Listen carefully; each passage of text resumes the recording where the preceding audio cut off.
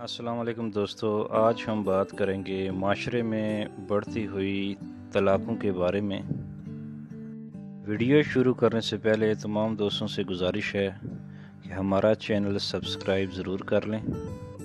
مسلمان معاشرے میں طلاق اور خلا کے کیسز میں اضافہ ہوتا جا رہا ہے۔ آپ کراچی کی مثال لے لیں، جہاں 2010 میں طلاق کے 40,410 کیسز رجسٹر ہوئے۔ 2015 میں صرف خلا کے 13,433 سے زیادہ کیسز نمٹائے گئے۔ پنجاب میں 2012 میں 13,299، 2013 میں 14,243، 2014 میں 16,942 جبکہ 2016 میں 18,901 صرف خلا کے مقدمات کا فیصلہ دیا گیا۔ چیئرمین آربیٹریشن کونسل اسلام آباد کے مطابق صرف لاہور شہر میں 2017 میں خلا کے واقعات 18,901 سے بڑھ کر 20,000 تک پہنچ گئے۔ آپ کمال ملاحظہ کریں، گجرانوالہ میں ماسٹرز کی طالبہ نے وین ڈرائیور کے چکر میں اپنے پڑھے لکھے محبت کرنے والے شوہر سے طلاق لے لی۔ یہ میرے نہیں بلکہ سیشن کورٹ گجرانوالہ کے الفاظ ہیں۔ آپ حیران ہوں گے، صرف گجرانوالہ شہر میں 2005 سے 2008 تک طلاق کے 75,000 مقدمات درج ہوئے ہیں۔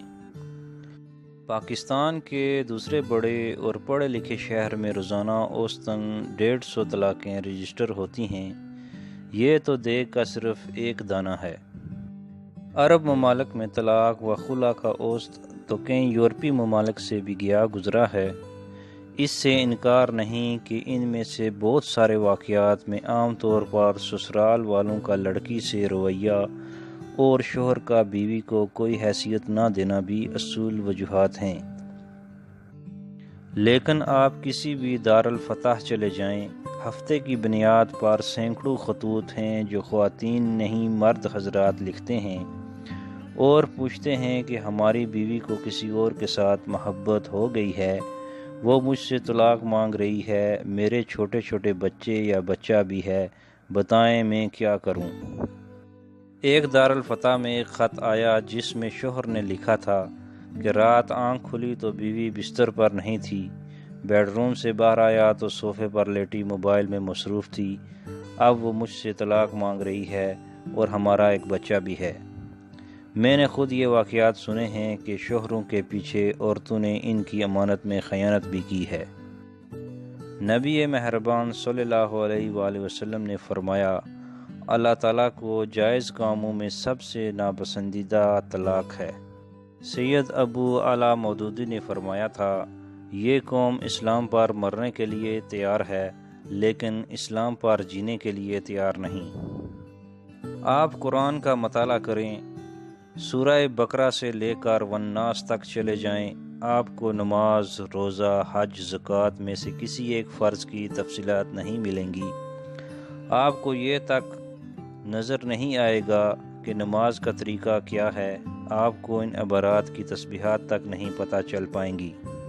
لیکن نکاح، طلاق، خلا، شادی، ازواجی معاملات، میاں بیوی کے تعلقات، گھریلو ناچاکی، کم یا زیادہ اختلافات کی صورت میں کرنے کے کام آپ کو سارا کچھ اللہ تعالیٰ کی اس مقدس ترین کتاب میں مل جائے گا جس کو ہم اور آپ چوم چوم کر رکھتے ہیں۔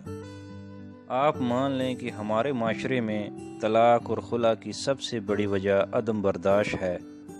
یاد رکھیں، اچھا اور صحت مند گھرانہ کسی اچھے مرد سے نہیں بنتا بلکہ ایک اچھی عورت کی وجہ سے بنتا ہے۔ حضرت عمر رضی اللہ تعالیٰ نے فرمایا، جب دین گھر کے مرد میں آتا ہے تو گویا گھر کی دہلیز تک آتا ہے، لیکن اگر گھر کی عورت میں دین آتا ہے تو اس کی 7 نسلوں تک دین جاتا ہے۔ قربانی، احصار، احسان، درگزر، معافی، محبت و عزت، یہ اسلام اور قرآن کی ڈکشنری میں آتے ہیں۔ کمال تو یہ ہے کہ ان جوڑوں کی طلاق زیادہ جلدی ہو جاتی ہے جو جوائنٹ فیملی میں نہیں رہتے۔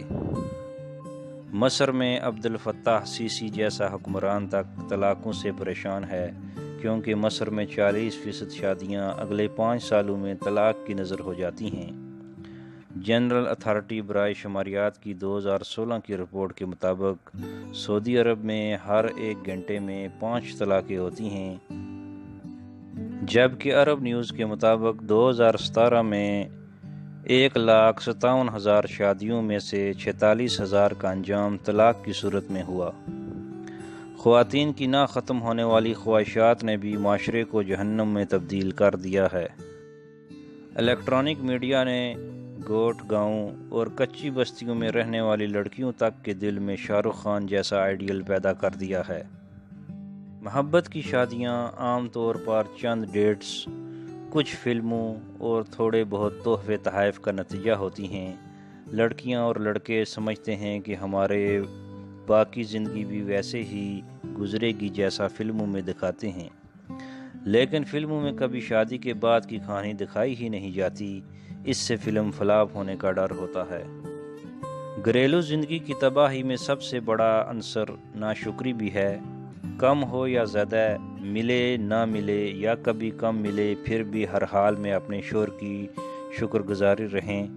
سب سے بڑی تباہی اس واٹس ایپ اور فیس بک سوشل میڈیا نے مچائی ہے۔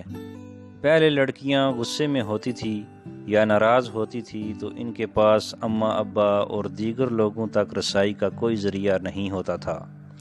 شوہر شام میں گھر آتا، بیوی کا ہاتھ تھام کر محبت کے 4 جملے بولتا، کبھی آئس کریم کھلانے لے جاتا اور کبھی ٹہلنے کے بہانے کچھ دیر کا ساتھ مل جاتا، اور اس طرح دن بھر کا غصہ اور شکایات رفع ہو جاتی تھی۔ لیکن ابھی ادھر غصہ آیا نہیں اور ادھر واٹس ایپ پر سارے گھر والوں تک پہنچایا جاتا ہے۔ یہاں میڈم صاحبہ کا موڈ آف ہوا اور ادھر فیس بک پر سٹیٹس اپلوڈ ہو گیا، اور اس کے بعد یہ سوشل میڈیا کا جادو وہ گل کھلاتا ہے کہ پورے کا پورا خاندان تباہ و برباد ہو جاتا ہے یا نتیجہ خودکشیوں کی صورت میں نکلتا ہے۔ مائیں لڑکیوں کو سمجھائیں کہ خدا را اپنے شوہر کا مقابلہ اپنے باپوں سے نہ کریں۔ ہو سکتا ہے کہ آپ کا شوہر آپ کو وہ سب نہ دے سکے جو آپ کو باپ کے گھر میں میسر تھا، لیکن یاد رکھیں آپ کے والد کی زندگی کے 50-60 سال اس دشت کی سیاہی میں گزر چکے ہیں، اور آپ کے شوہر نے ابھی اس دشت میں قدم رکھا ہے۔ آپ کو سب کچھ ملے گا اور انشاءاللہ اپنی ماں سے زیادہ بہتر ملے گا۔ اگر نہ بھی ملے تو بھی شکر گزار کرنا چاہیے۔ بیویاں شوہروں کی اور شوہر بیویوں کی چھوٹی چھوٹی باتوں پر تعریف کرنا اور درگزر کرنا سیکھیں۔ زندگی میں معافی کو عادی بنا لیں۔ خدا کے لیے باہر والوں سے زیادہ اپنے شوہر کے لیے تیار ہونے اور رہنے کی عادت ڈالیں۔ ساری دنیا کے دکھانے کے لیے تو خوب میک اپ، لیکن شوہر کے لیے سر جھاڑ اور منہ پھاڑ ایسا نہ کریں۔ خدا کو بھی محبت کے اظہار کے لیے 5 دفعہ آپ کی توجہ درکار ہے۔ ہم تو پھر انسان ہیں۔ جتنی دفعہ ممکن ہو محبت کا اظہار کریں، کبھی تحفے تحائف دے کر، کبھی کیا کریں۔ قیامت کے دن میزان بھی پہلی چیز تو لے جائے گی، وہ شوہر سے بیوی اور بیوی سے شوہر کا حسن سلوک ہے۔ مرد کی گھر میں وہی حیثیت ہے جو سربراہ حکومت کی ریاست میں ہوتی ہے۔ اگر آپ ریاست کی بہتری کی بجائے ہر وقت سربراہ سے بغاوت پر آمادہ رہیں گے تو ریاست کا قائم رہنا مشکل ہو جائے گا۔ جس کو اللہ نے جو عزت اور مقام دیا ہے، اس کو وہی عزت اور مقام دینا سیکھیں۔ آپ مرد ہیں یا عورت، ایک مثالی گھر ایک مثالی خاندان تشکیل دیتا ہے، اور ایک مثالی خاندان سے ایک صحت مند معاشرہ وجود میں آتا ہے، اور یہی اسلام کی منشا بھی ہے۔ کوشش کریں کہ آپ اپنی ذات میں مثالی بن جائیں، گھر خود بخود مثالی بن جائے گا۔